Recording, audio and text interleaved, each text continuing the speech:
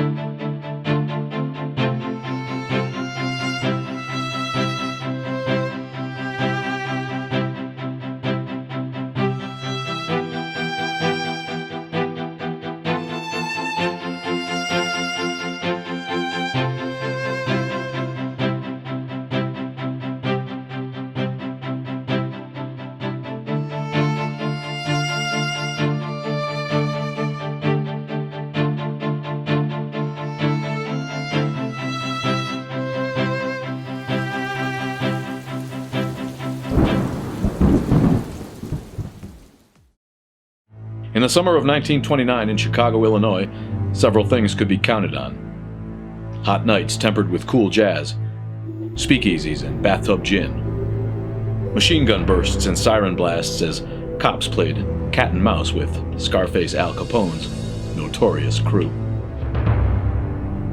Neon lights illuminated steaming streets. The sleepless, teeming rabble partied late. Daytime, however, was different. Daytime in Chicago belonged to baseball. Wrigley Field, home of the Chicago Cubs, and the most famous bleachers in all of baseball. It was here in these bleachers that a young Frank Lawrence Rosenthal could be found, cutting school with his classmates on warm afternoons in September and October. Frank kept score with the wrong hand, often smudging his own pencil marks. His friends called him Lefty. And while most of them were there to get a glimpse of hometown heroes like Dizzy Dean, Greek George, and all-star outfielder Bill Swish Nicholson, Lefty Rosenthal was getting a different education from the bleacher bums. He was learning how to bet. Born in the summer of 1929, Rosenthal grew up in a Jewish family on the city's diverse and dangerous west side. His father owned racehorses, and Lefty became familiar with betting odds and percentages at a very young age. He was a smart boy who quickly grew bored of school and would often skip classes, not just for baseball, but other Chicago sporting events. Frank understood the earnings potential, and the young man soon became an accomplished sportsbook. So prodigious were his expert talents and odds-making ability that by the mid-1950s, Rosenthal had been hand-chosen to work with the Chicago outfit. On behalf of the American Mafia, Rosenthal ran the biggest illegal bookmaking office in the U.S. Based in Cicero, Illinois, under the guise of the Cicero Home Improvement Company, the outfit and Rosenthal bought contracts from sports bribers to fix sporting events.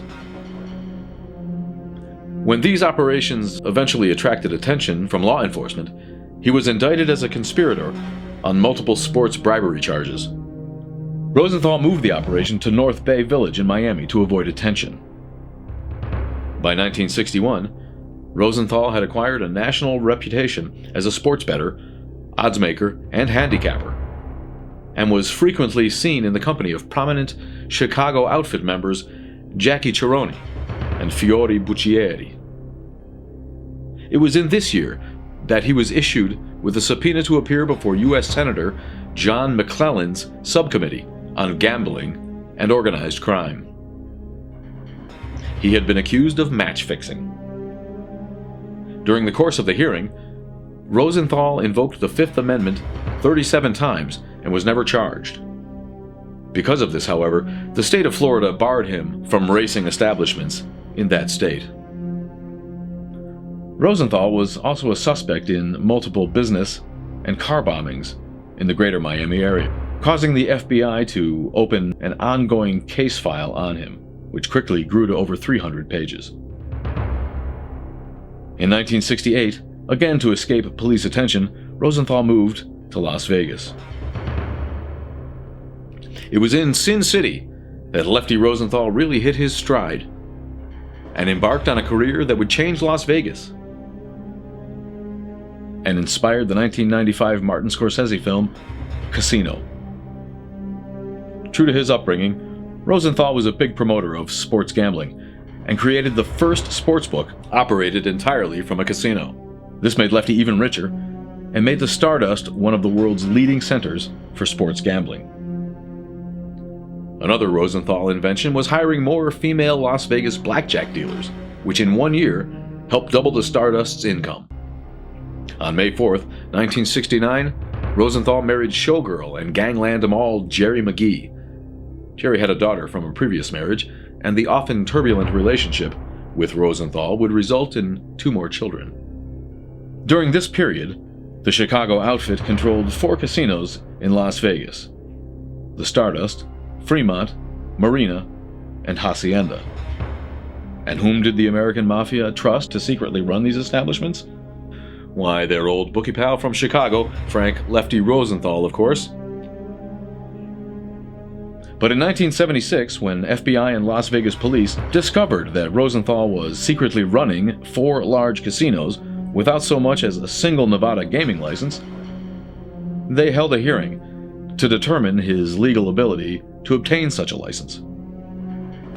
The hearing, headed by Nevada Gaming Control Board Chairman and future U.S. Senator Harry Reid, denied Rosenthal a license because of his arrest record and his documented reputation as an organized crime associate, particularly because of his boyhood friendship with Chicago mobster Anthony the Ant Spilotro.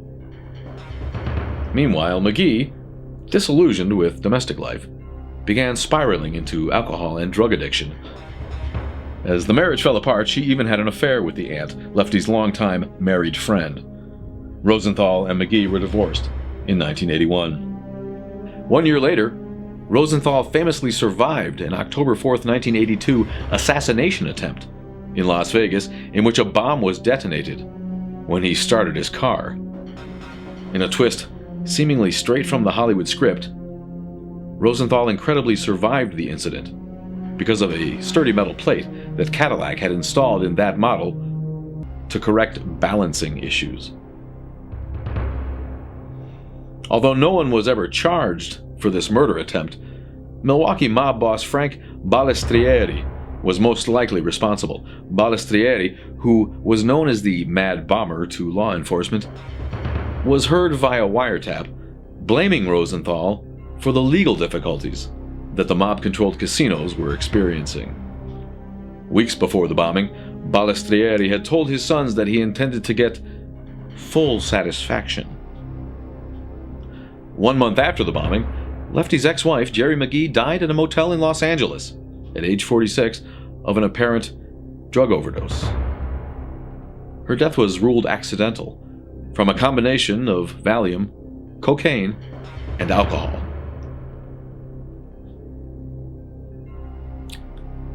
Rosenthal left Las Vegas about 6 months later and moved to Laguna Niguel, California, where he focused on raising his children, who were both accomplished swimmers. He was later formally banned from Las Vegas casinos in 1987, when he was placed in the Black Book, making him persona non grata, unable to work in or even enter any Nevada casino because of his alleged ties to organized crime. Despite his frequent arrests during his long career for illegal gambling and bookmaking, Rosenthal was convicted only once, after pleading no contest in 1963 to bribing a New York University basketball player to shave points. Later in his life, Lefty Rosenthal moved from Laguna Niguel to Boca Raton, Florida, and eventually back to Miami Beach, where he lived out his days in peace, running a sports betting website and working as a consultant for several offshore sports betting companies. After an apparent heart attack acclaimed the remarkable life of Frank Lefty Rosenthal, on October 13, 2008, it was revealed he had spent his final years as an informant for the FBI, codenamed Achilles. One final plot twist for one of the most colorful, influential, and successful mobsters in the history of the American Mafia.